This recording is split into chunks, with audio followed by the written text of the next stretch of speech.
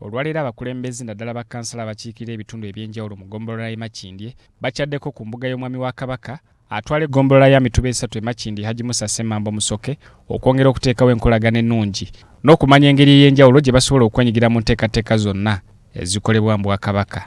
Ensisinkano eno ebadde ku kitebe ky'eggombolola eno e Makindye era yeetabiddwamu abakulembeze ku mitendera egy'enjawulo.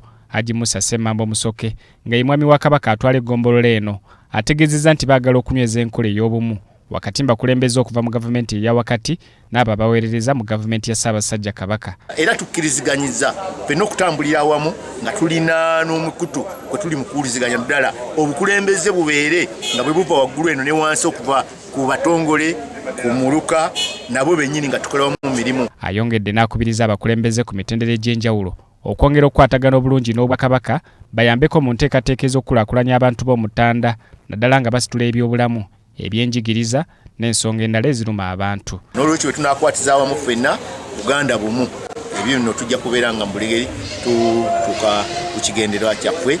Bakansala bano nga bakulembeddwa mu sipiika wa Makindye Lw'obuweereza bategeezezza nti bakugenda mu maaso n'okuwagira emirimu gyonna egikolebwa Obwakabaka.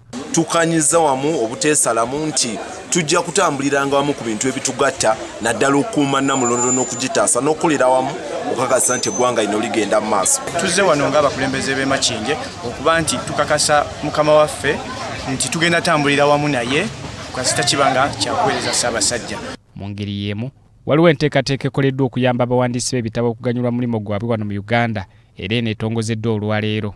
Enteekateeka eno ekoleddwa okusikiriza abavubuka ne bannayuganda okwongera amaanyi mu kuwandiika ebitabo n'okutunda ensi yaabwe. We want to raise authors to be millionaires.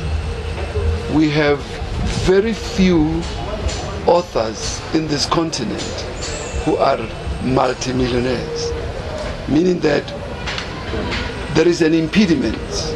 We are failing to sell our products.